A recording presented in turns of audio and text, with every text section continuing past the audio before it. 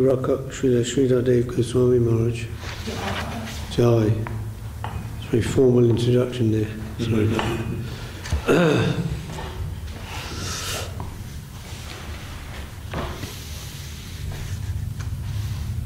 The first of the books produced, about from the talks of Srila Guru Maharaj, which were collected and transcribed. And these the first three books made by Sripad Goswami Maharaj, The Search for Krishna. So that's the basic conception of Krishna consciousness first, and then Sri Guru and His grace. So it's like you start with the main theme, sort of like the thing, right? Then you go back to the beginning, the foundation Guru, Sri Guru and His grace.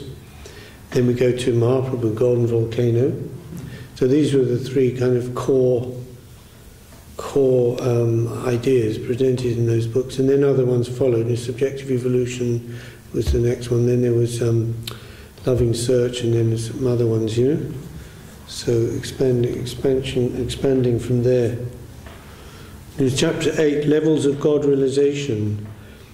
The gradation of transcendental realization has been explained by Srila Sanatana Goswami in his book Brihad Bhagavatamrit. There we find that in the course of the realization of Shuddha Bhakti, pure devotional service, the great sage Narad Muni is visiting different places.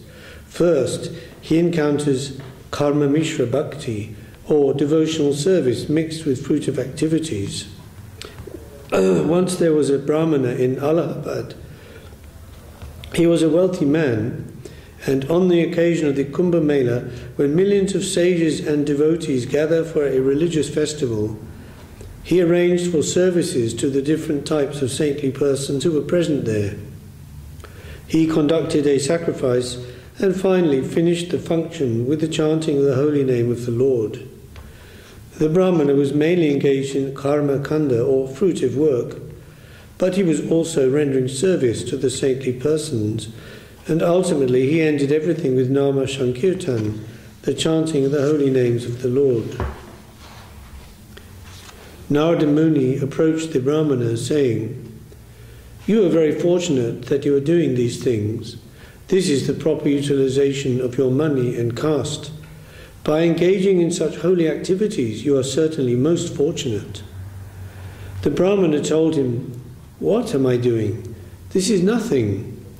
You shall go to see the fortune of King Indradyumna. He is distributing the prasad remnants of Lord Jagannath in a grand style. How grandiose is the worship of Narayan there. Go there and you will appreciate his devotional service." So Narada Muni went to see Tridandi Maharaj, and there he also found the king extensively engaging all his resources in the worship of Lord Jagannath. Narad approached him saying, "You are so fortunate in this world." The king told him, "What can I do, Narad? This is nothing. If you want to see how devotional service should be practiced, you should go to Lord Indra, the king of heaven." So Narad went to Indradev and praised him by saying, "O Indra, you are very fortunate. Vaman Dev, the Supreme Personality of Godhead, appeared as your younger brother."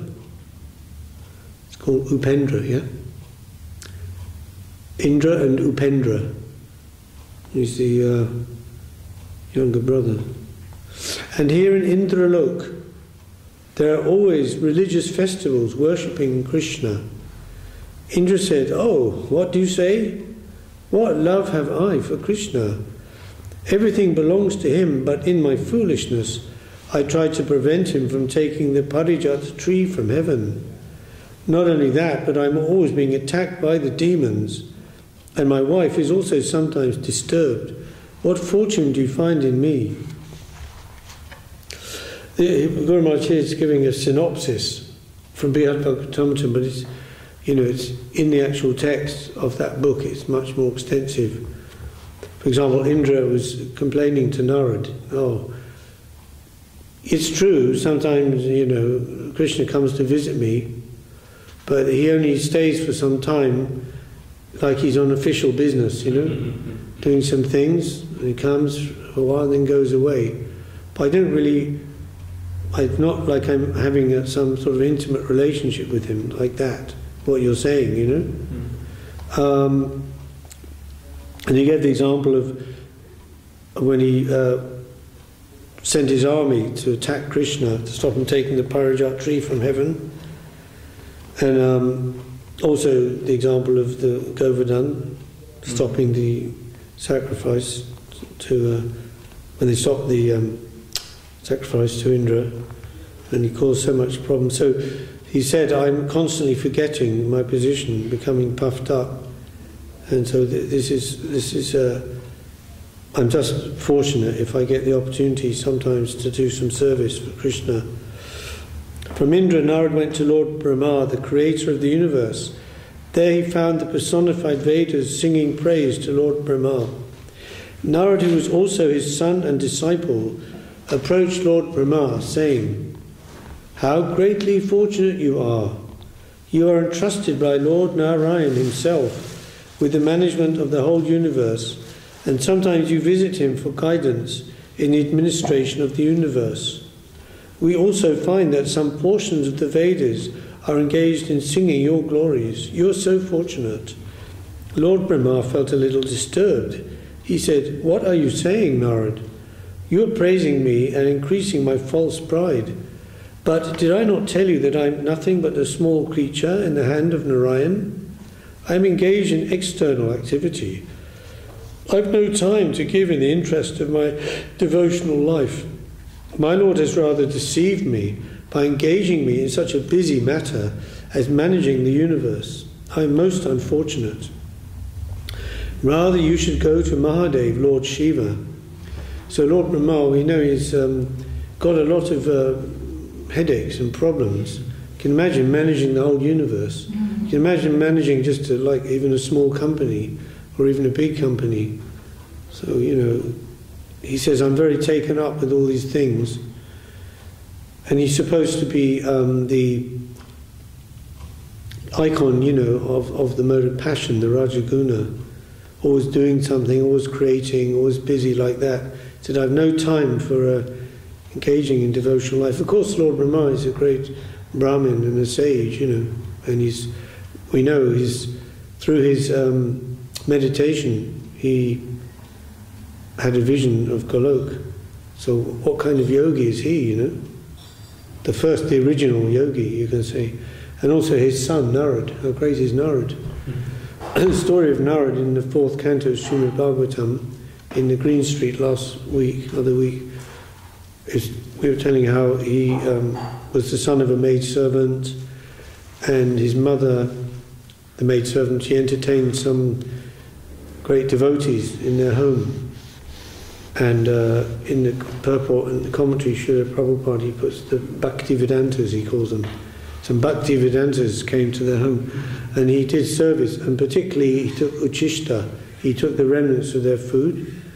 In this way he left home, his mother died then he left home, and he travelled to many places and got a lot of experience, and then in his next birth he was Narad, born as Narad.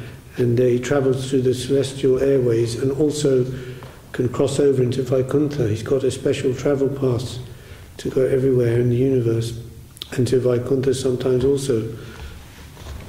So he has a very peculiar and special function, Narad. Srila Prabhupada called him the transcendental spaceman, because by plucking his veena, playing the veena on the sound vibration, he's travelling on that. Same as Gopakumar, by chanting his mantra given by his guru, who we later find out at the end of the Brihad Bhagavatam was actually Krishna himself appearing in the form of his guru, hence the superpotency of that mantra, which he gave him, the Krishna mantra. And by chanting that, he was able to travel to all these up to the different levels of the universe. Yeah, so the power of sound.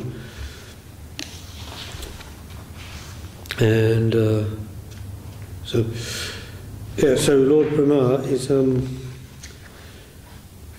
also you probably know that there were in the pastimes that there was a curse of Lord Brahma, that he wouldn't be worshipped by the human beings on earth. So apparently there's only one temple in India of Brahma. You might see some murtis or like that, but one major temple of Brahma is there.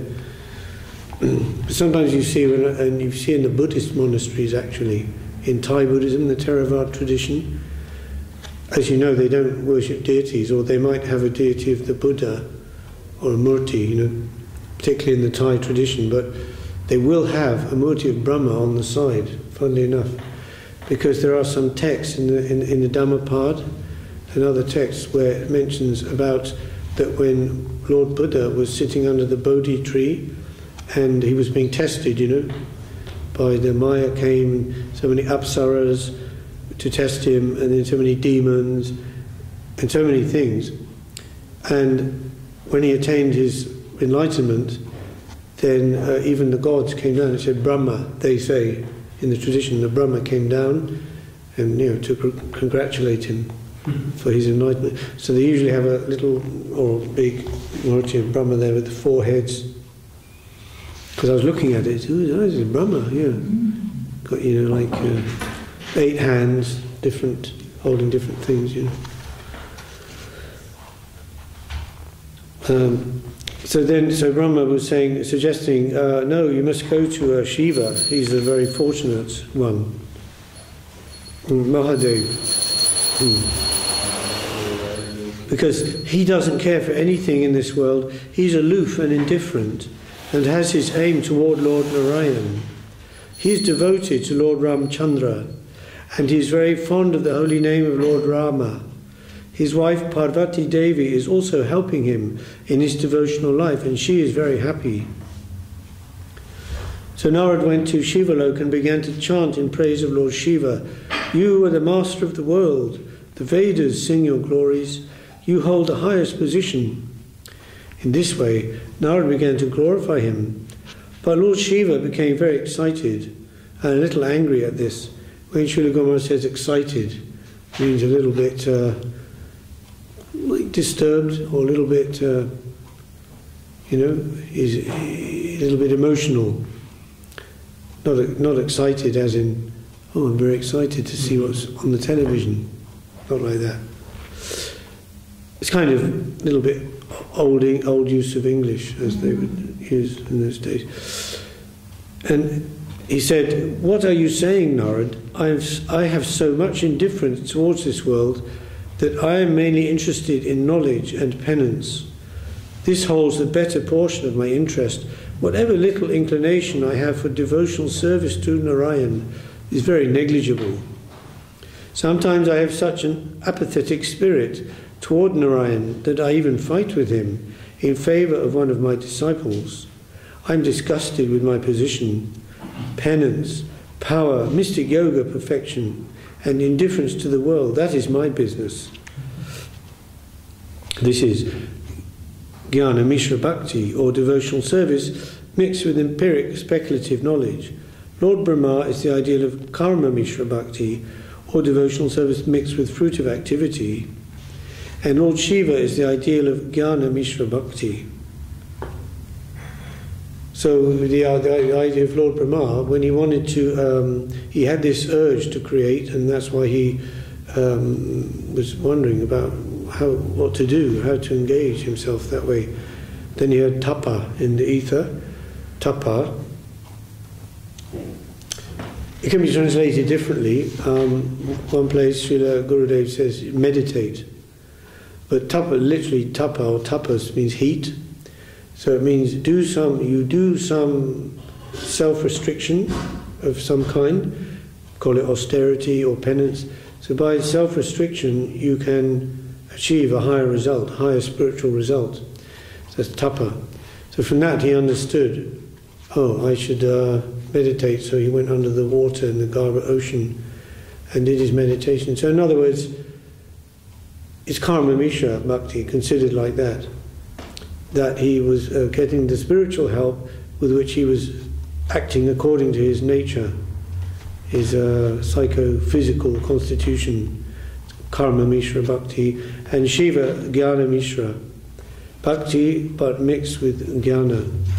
course, these beings are so great and so far above us, you know.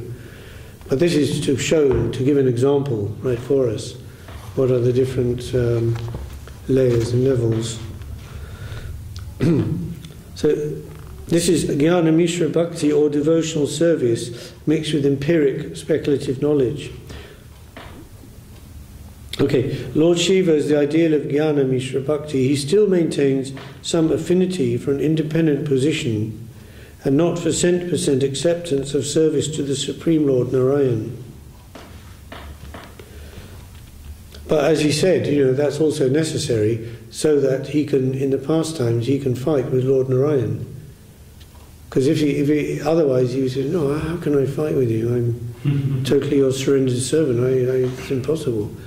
But then, you know, saying, no, I want you to do this. So, and he says on behalf of his disciples, the lower beings, you know, subhuman species, like bhutas and pretas and pisachas and etc., they all come under the jurisdiction of Lord Shiva. He's very kind and helpful to them. And so he sometimes has to protect them and defend them, even against Lord Narayan, as he's saying there. So he has a special position and, of course, a special potency and capacity for that.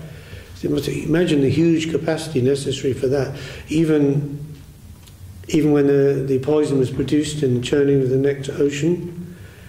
See, they didn't expect that to happen. They were churning the ocean and all these fantastic things were coming out. You know, the Uchaishrava, the famous horse, milk white horse, and then it was coming out, even Lakshmi Devi herself came out. So many things, and the Amrit, the nectar. But then, it's like it's churning so much. It's such a deep. This toxic, this poison is coming out in blue colour, filling the ocean. Then everyone got very afraid. We're all going to die, you know. So they went to Narayan, the gods, as they do, and he said, no, you have to go to Lord Shiva. He's the man. He's the go-to man, you know, for this kind of things, you know. So he went there and he drank the ocean. You've seen the picture? Right. It's coming in his throat, Nilakant, blue-throated, like an ornament on his throat, like a jewelled Nilam. Nilam means a blue gem. Technically it's called blue sapphire, Nilam. Sometimes Krishna is also compared with that, Nilam, that shining deep blue colour. The famous book, Ujjvala Nilamani, means Krishna. He's the Nilamani, he's the shining blue jewel, Ujjvala. It means, in its very, like if you polish a gem, it becomes so sparkling and shining. It's Ujjvala Nilamani, this description of Krishna. And also Lord Shiva's a Nilakant. So anyway, Lord Shiva said, if you really want to experience Shuddha Bhakti, go to Tridandi Maharaj. There you will find pure devotional service.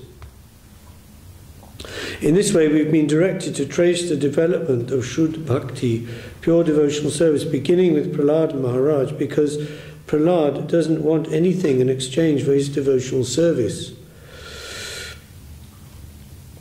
And the verse quoted from his, what's called the Prahlad Charita, the teachings of Prahlad's 7th canto, Srimad Bhagavatam, very, very important teachings and very essential, particularly about Sambandha Gyan, Krishna consciousness.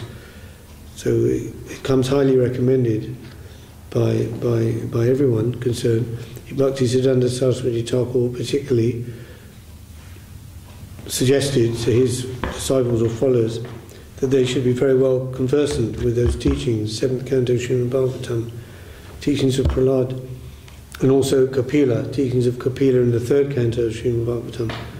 Those two, he said, will give a very good foundation about Krishna consciousness.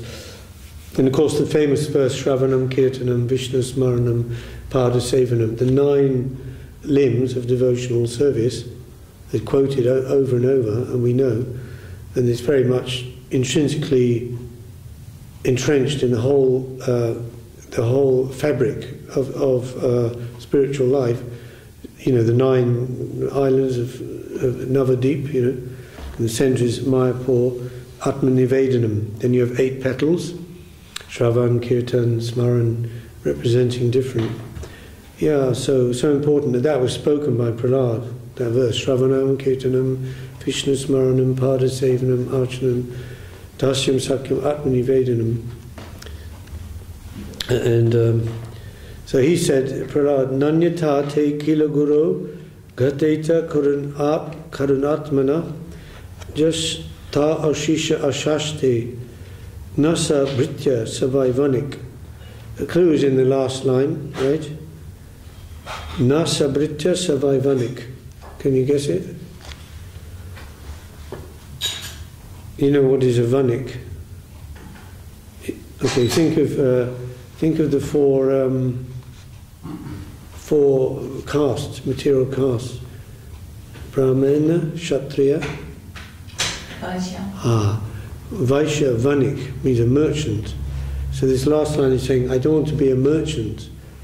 I'm doing service to you and you're giving some reward to me.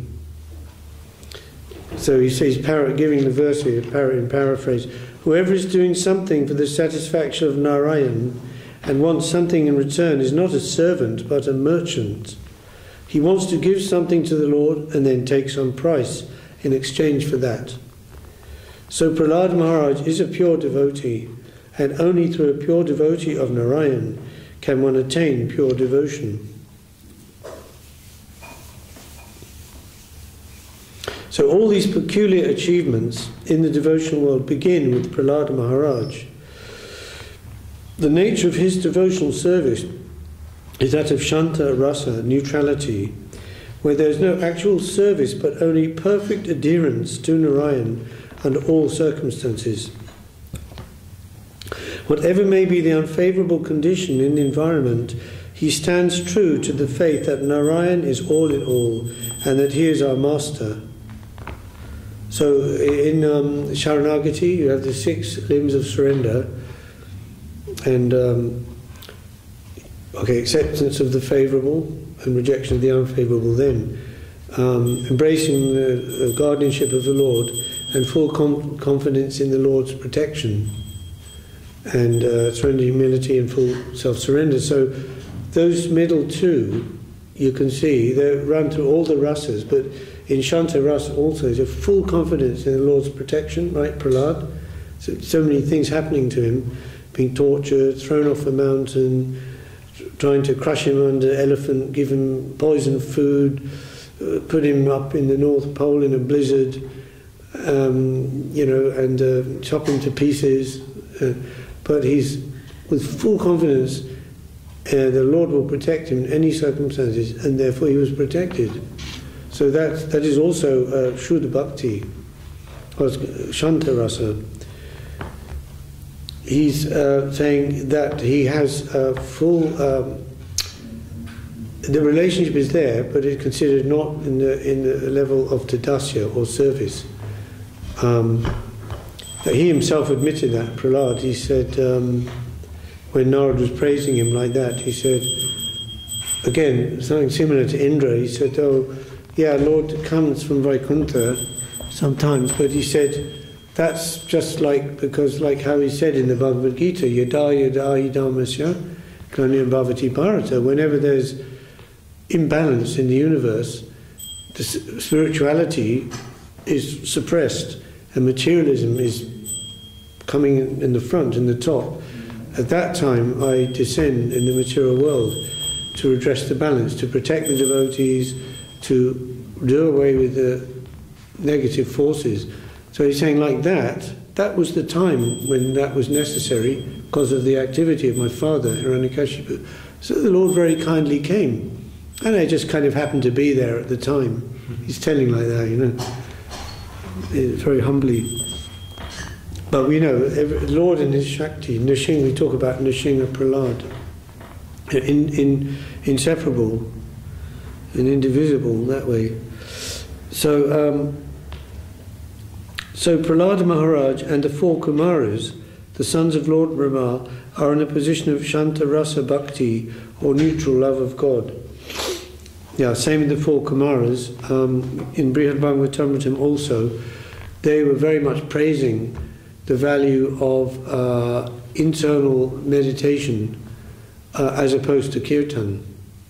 And there's a discussion, and Sanatana Goswami in his commentary is explaining a lot about that. It's very nice. And Srila Guru Maharaj says, we are in the line of kirtan. Of course we're doing meditation. There's a Gayatri mantra, there's also meditation. See? And we do Vandanam, we do prayer. It's a deep prayer. But he's explaining that particularly in Kali Yuga, the tendency will be, if we try to go for the internal meditation exclusively without kirtan, the tendency would be that our own previous tendencies, samskaras, and that are scattered throughout the consciousness in different levels, as we go deeper in the internal meditation, these things will come up from the unconscious and disturb us. And whereas with the kirtan, we are fully engaged, by the lip, the ear, and also others also benefiting from that. But he does say, Guru Maharaj does say, yes, there is a certain point of view, appreciable point of view, that because the meditation is done only with the consciousness, not using any of the so-called external senses, the ear, the tongue, ear, etc. It's only consciousness looking at itself that way. So from that point you can say it's more close with you. So if you go to the Himalayas in a cave or in the jungle, all your internal apparatus is coming with you. It's not like you're leaving it behind. You're leaving your ego behind in the city and going to the whole machinery, is coming with you, and it has to be dealt with, So, but the 4 Kumaras, they the direct sons of Lord Brahma, were highly placed individuals. They were travelling like small children, naked, completely self-realised, off the bodily platform, able to freely go anywhere. Something like Narad, That's why they, when they tried to stop them going into the Vaikuntha, Jai Vijay, they cursed them, and then the story came from that. So, and then where they live or normally reside on Tapalok, and Tapalok is above Mahalok. There's upper planetary systems. We say Bhuva Jana Maha Tapasatya. So the Mahalok is where the Prajapatis live, the progenitors of mankind. So there were Grihastha devotees in general. So in Mahalok it's a very, you can say rich and very variegated and active and colourful kind of environment where they're constantly performing yagyas, Vishnu yagyas. Everywhere these yagyas are going on, where one is finishing, another one is beginning, and Lord Vishnu himself is personally appearing through the yagya and blessing everybody and giving so many, and he's giving the potency for these devotees to progenite, whatever the word is, progenitate. That's not right. Progenate. To progenate. Yeah. Doesn't sound right either. Produce. Produce, yeah. To populate the universe. Progenate. Yeah, progenate. Okay, maybe that is, yeah, progenate. The universe at different times, because in the cycle of kalpas, sometimes it's becoming a bit devoid of people. Certain times. That's some pastimes about that are there in the Bhagavatam. The Prachetas. Yeah, when they came out after the meditation, the whole surface of the earth was just filled with trees, no people. So there was a necessity to call on Lord Brahma through him. It was arranged through some daughters of his that they would unite with these sages and again repopulate the universe. So sometimes that happens. So that's in the Mahalok. So when Gopakumar went there, he was very happy for some while, for some time, feeling very satisfied, because he's constantly, having the darshan of Lord Narayan, Lord Vishnu. When he's seeing Lord Narayan, it's somewhat reminding him of his friend Krishna, the bluish colour, the beauty of his form and so forth. So he's feeling some, satisfaction in his heart, but then again, after some time, the inner hankering is there.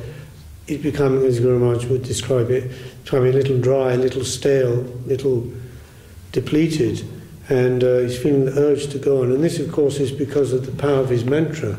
He'd been constantly saying, even sometimes he would sort of forget to say it because he'd be so amazed by what was going on. But the potential energy that had been created by his constant saying of the mantra, at different times, would there be in the background, like as Guru Maharaj would describe it, talking about the sukriti that is necessary for a person to engage in spiritual life, from the underground area, from the unconscious area, whatever potential is stored there from previous association may be dormant, but then at a certain point it may become activated by some aspect of the environment, like sadhu sangha, or some book, or some picture, or anything, spiritual things. It becomes activated, and then again that push is there from the background.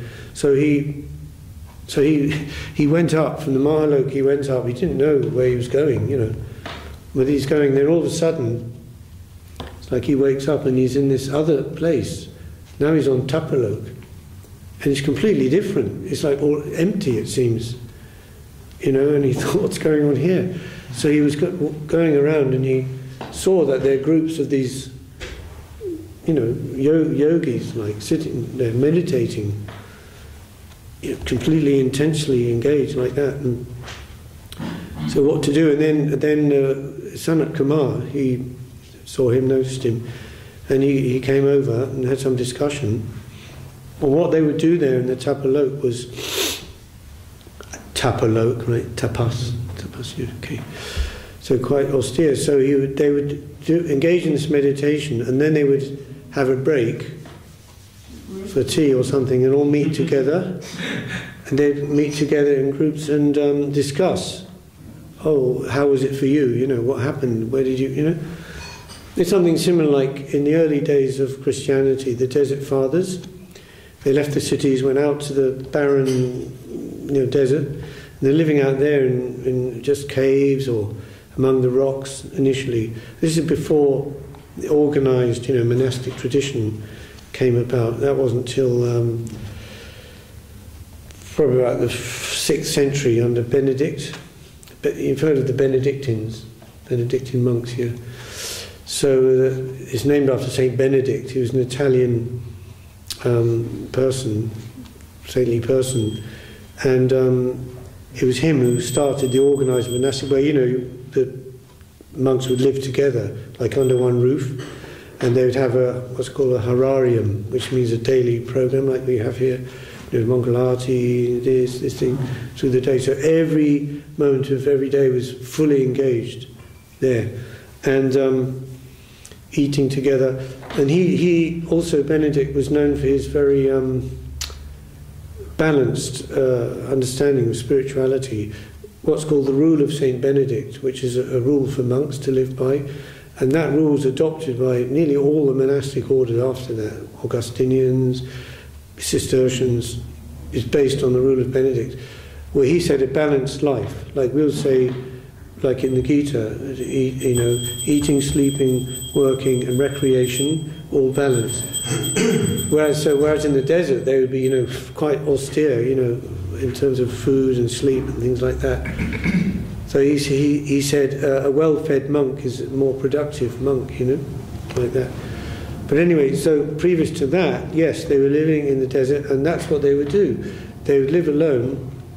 Very simple. They would do usually basket weaving, like this, or make some simple things, and in this way they'd get a few pence to live, get food and things, and it's difficult to grow food really out there too much. Then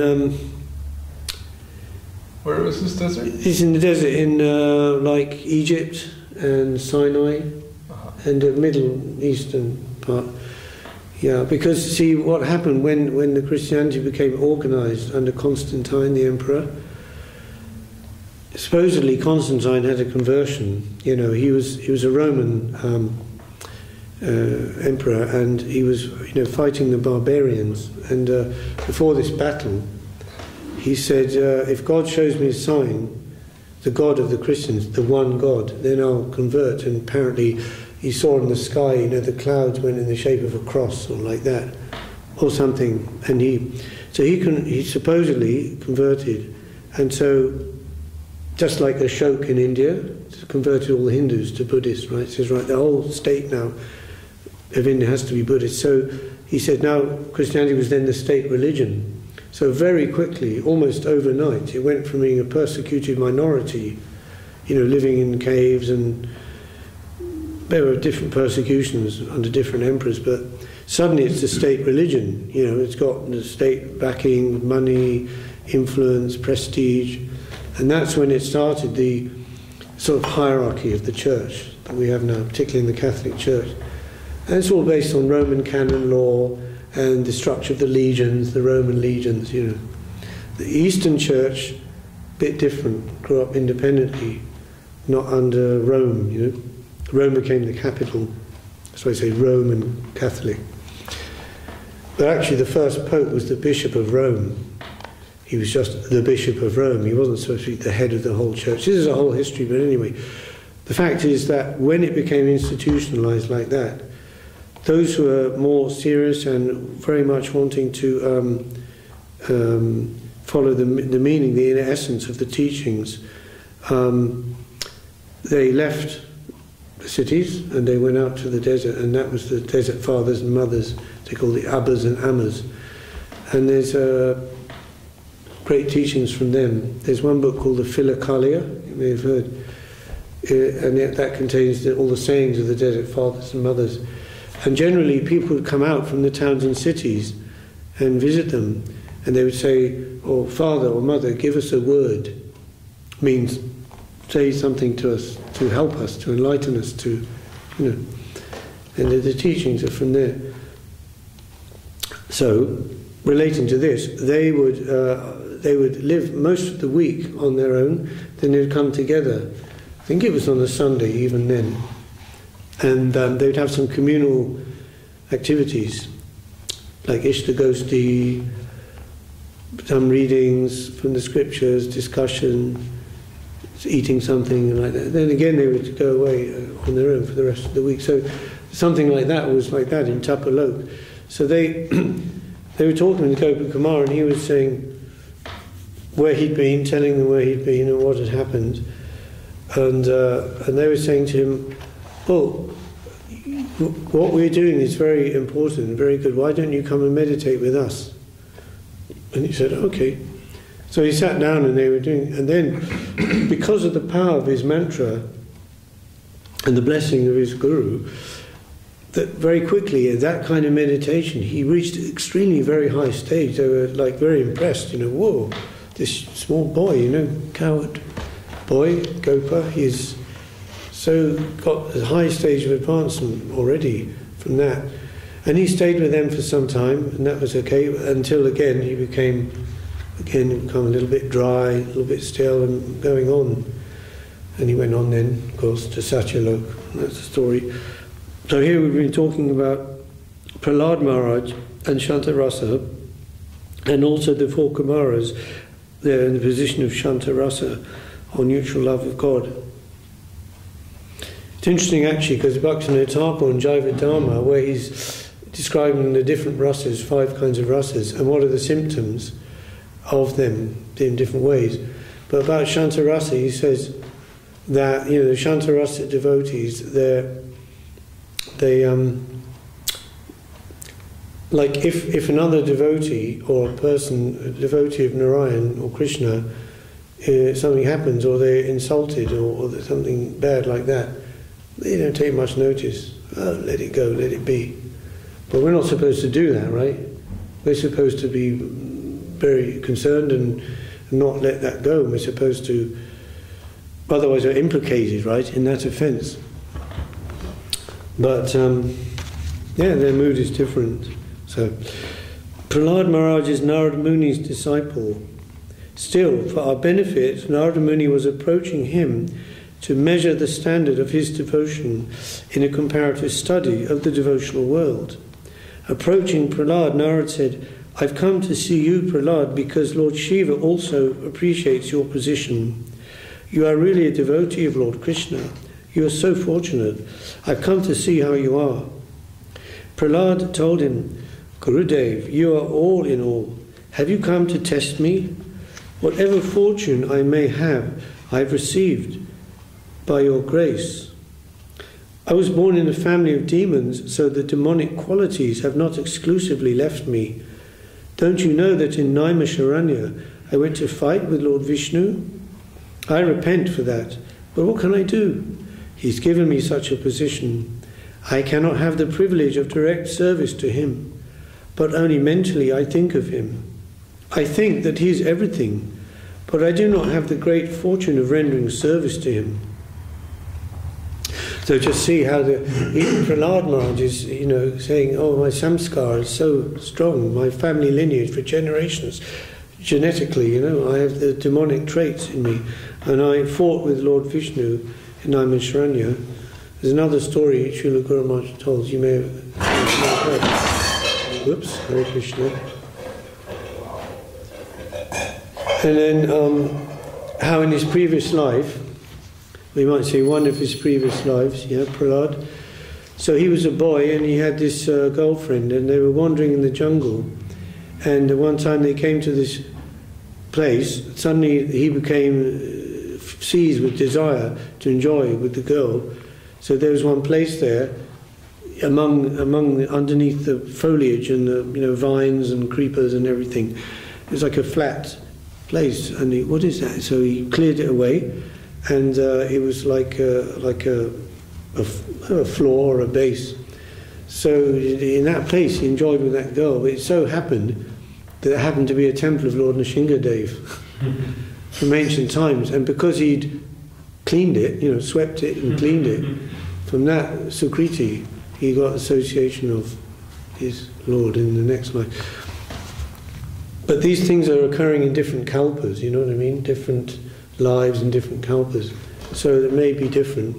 Like we know, like Lord Varaha, sometimes he's described as whitish or sometimes reddish. So it may be different eons of time that these things are happening. It's not the same, always the same. So he says, Prahlad, I just think of the Lord. I think he's everything, but I don't have the great fortune of rendering service to him. So Shanta Rasa is like that. It's like appreciation, love in a certain sense, but love in the form of appreciation, like who's appreciating the wonderful form and qualities of the Lord, like the yogis and Paramatma, realization. But not seva as such. But Hanuman is really a devotee. How fortunate he is. What grace he has received. He gave everything to Lord Ramchandra. I envy his situation, but what can I do? God's dispensation is absolute. We must accept that. Hanuman's position is really enviable. How attached to his master he is. And what a great magnitude of service he has done for Lord Ram. So from there Narad went to visit Hanuman, and he approached Hanuman's residence, playing on his veena the mantram Ram, Ram, Ram, Ram, Ram. When Hanuman suddenly heard the name of his master, Lord Ram, he jumped towards that direction, and even in the sky embraced Narada Muni. Hanuman said, "Oh, who is helping me to hear the sound of Lord Ram's holy name? After such a long time, the sound of Ram and Nam is enlivening me. I was dying without hearing the name of Ram."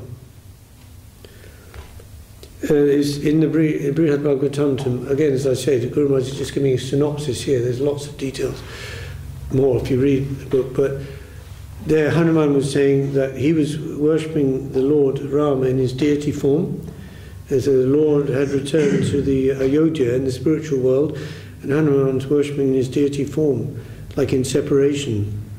So when he heard Narad chanting like that, he was very amazed and ecstatic. Ecstatic tears were running down the eyes of both of them.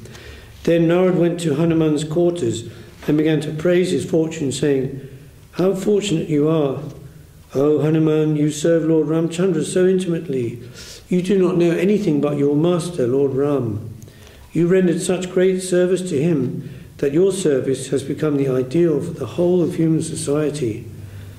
Hanuman told Narad, "Yes, by his grace I was able to do something, but it is all his grace. I am nothing. I am worthless. But I hear that now Lord Ramchandra has come as Lord Krishna. Although I don't like any incarnation other than Lord Ram, I've heard from a distance how Krishna, who is Ramchandra himself, is showing his favour to the Pandavas. The Pandavas are very fortunate, because the Lord is dealing with them like an intimate friend. So I have great appreciation for the fortune of the Pandavas."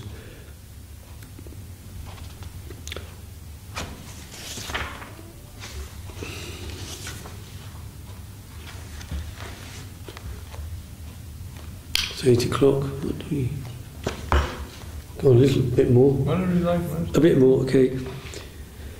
In this way, Hanuman began to praise the Pandavas for their fortune. Then Narad, leaving Hanuman, went to the Pandavas. There he found Yudhisthira Maharaj seated on a throne and began to sing the glories of the Pandavas. He told Yudhisthira Maharaj, "How friendly you are in your relationship with Krishna.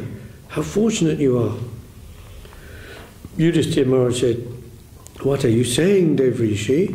Of course, Krishna favours us. We can't deny that. But what is our position? We have no position at all.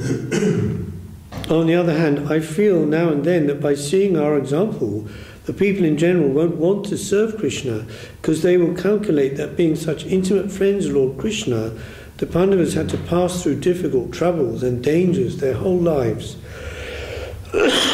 They'll think that to be a devotee of Krishna means that one must suffer troubles throughout his whole life. So I'm afraid that by thinking of us, people will not venture to approach Krishna." It reminds you of their mother Kunti saying, "We pray for those troubles that we've all experienced so much, because then you won't leave us." Because Krishna's, he's always known to help those in trouble. So if we're always in trouble, you'll always be with us. So she says, bring those calamities again and again, because seeing them we will see your lotus feet. But Devrishi Narad said, no, I don't see it from that angle of vision. What is danger or affliction to the Pandavas? What is the meaning of that? That is the message that Krishna is coming. When the Pandavas are in danger, that's nothing but the message that Krishna is coming to save you. So your mother also prayed, "Vipada shantu tha shashvat tattva tattva jagat guru bhavato darshanam yachyat apunar bhava darshanam." Let dangers come, may they visit me always. I don't care for that, because that brings Krishna much closer to us. We rather like the dangers that bring Krishna into our intimate connection. That famous statement of your mother, Kunti Devi, stands there. The Pandavas, headed by Maharaj Yudhisthira, said, "Yes, Krishna visits us now and then, in the time of our dire need, but how fortunate are the Yadus. Lord Krishna is always with them. They are so proud of their master, Lord Krishna, that they do not care for any other power in the world. They are so fortunate that Lord Krishna is always closely connected with them." So Narad went to the Yadus and began chanting in praise of them. They said, "What do you say, Devrishi Narad? Krishna is with us, of course, and in any time of great danger, he comes to help us. But how much do we care for him? We are living independently, careless about his existence. But among us, Uddhava is really his favourite. Whatever Krishna does, he always consults with Uddhava. And in all his confidential matters, Uddhava is present there. And in every case, he is always very thick with Uddhava. Even we envy the fortune of Uddhava." So the Pandavas, they have Shanta Rasa with Krishna. I beg your pardon, Shakya Rasa, but it's called Gaurava Shakya. It's mixed with some, respect and veneration. So it's what Guru Maharaj calls the lower part of Shakya. And then the full free Shakya, as we find in Vrindavan, and it's got different divisions of the Shakya devotees. So, and then here Uddhava, he's Shakya Rasa with Vatsalya as well, some mixed of that, because he's also helping Krishna, protecting him like that, like his, not minder exactly, but. So Narad went to Uddhava and said, Uddhava, you are the most favourite devotee of Krishna. Krishna says, Natata me priyatama atmajone na shankara nacha shankarshana nashrir naivatma jatha bhavan. Uddhava, what to speak of other devotees like Brahma, Shiva, Sankarshan or Lakshmi, you are more dear to me than my own life. You are such an intimate associate that Krishna values you more than his own life. Uddhava said, yes, of course, out of his causeless benevolence, he might have said something like that, but I don't think that I'm his real devotee, especially after visiting Vrindavan. All my pride has been melted by seeing those devotees. The spirit of service and the intensity of love towards Krishna that I found in the devotees of Vrindavan is unparalleled. Oh, Devrishi, I'm nowhere. Do you know that statement of mine? It's recorded in the Srimad Bhagavatam. Asingho charanarenu jushang aham shyam Vrindavane kingapi gulma lato shadinam Jadus jajang svajanang ajapatang chahitva Pejor mukunda padavin shrutibir vimgiyam. The gopis, quote, the gopis of Vrindavan gave up their husbands, children and families were difficult to renounce, and sacrificed even their religious principles to take shelter of the lotus feet of Krishna, which is sought after even by the Vedas themselves. Oh, grant me the fortune to take birth as a blade of grass in Vrindavan, so that I may take the dust of the lotus feet of those great souls upon my head. There I have disclosed my heart fully. The quality of love for Krishna that I found in the damsels of Vrindavan is so exalted that I couldn't but aspire to be born in Vrindavan as a piece of grass, so that the foot dust of those divine damsels might touch my head. So what are you saying, Devrishi? If you'd like to see real devotion, real divine love, you should go to Vrindavan. Don't put us in an awkward position, saying that we possess devotion to Krishna. This is rather a mockery, a foundationless utterance. I found real devotees of the Lord in Vrindavan. So we'll finish there because that's up to there. But and examples of that, about Narad and the foot dust of his devotees. You know the story. When he was only, I won't tell the story. You know it, right? Pretty well. And I was going to say about that. Yeah, so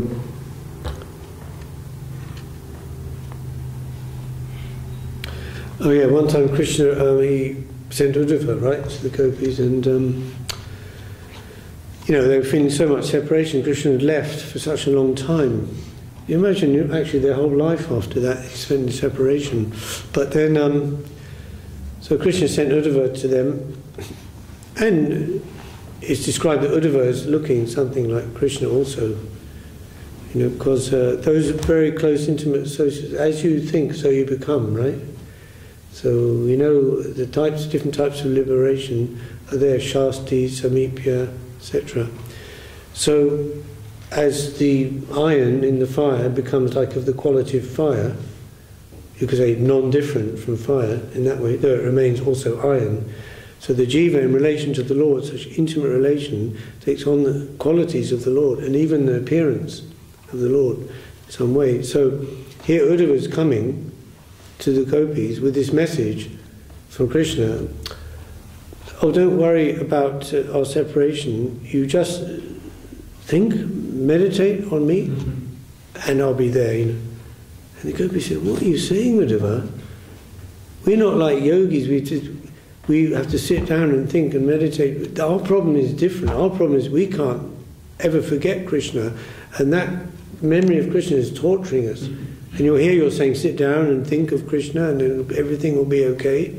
So they didn't really appreciate that advice so much. But so this is just some examples of the gradation about Krishna consciousness from chapter 8, which I've been reading. I haven't finished it nearly, but. And then Guru Maharaj goes on to say, of course, taking it to Mahaprabhu then, Ramananda Rai, and that talk, the Ramananda Samvad, the gradation described there, up to Jnana Shunya Bhakti, etc. So I'll just finish with the last paragraph where he says, Sri Chaitanya Mahaprabhu came with that quality of adherence to the truth, unconditional surrender. He came seeking that fortune of serving the truth. If we can seek such a higher type of existence, we may consider ourselves most fortunate. Self-surrender is the very basis of our highest fortune. We cannot but surrender ourselves. Famous statement, very nice. We cannot but surrender ourselves to whatever beautiful and valuable thing we have come across. Our appreciation for any higher thing is shown by the degree of our surrender to that. So we can measure the quality of the truth we are connected with only by the intensity of our surrender. Guru Maharaj is a master of analogy.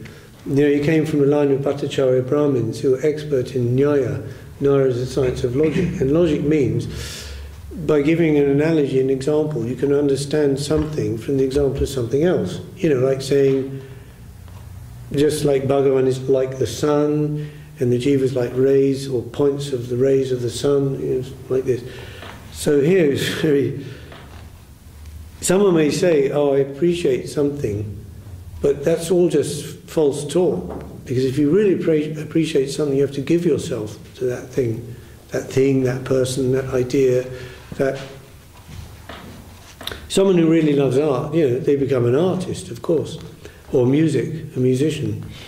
Or they love Krishna, become a devotee, So,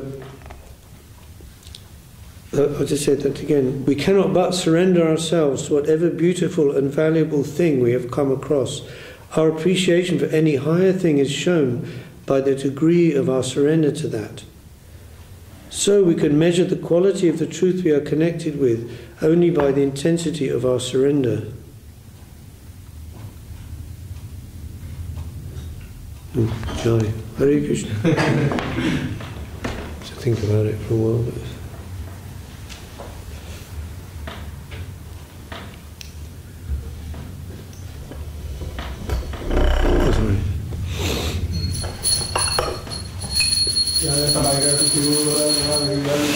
Jai.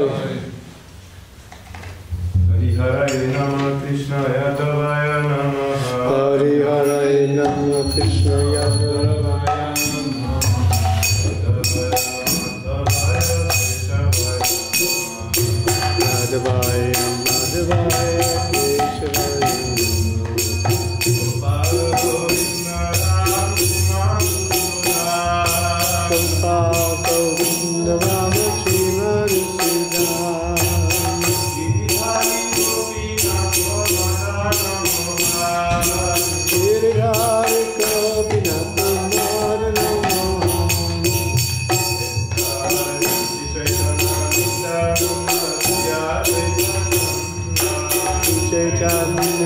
Nanda, Shri Advaita Chandra.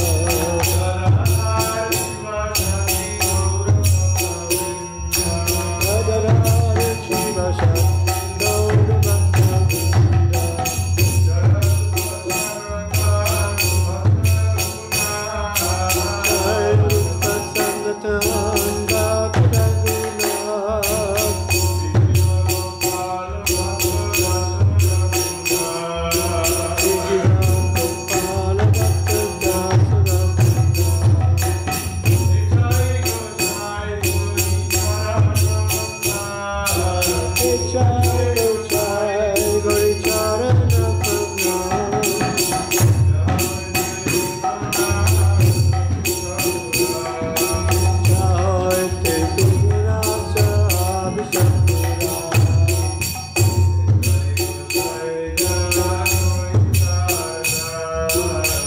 Jai Goshai Gare Murtanyada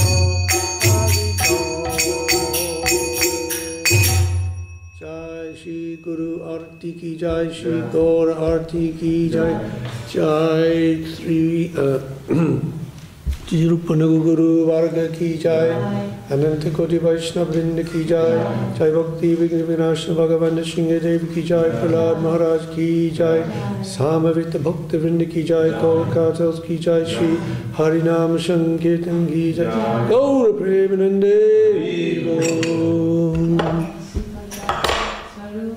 Tridandi Swami Ki Jai.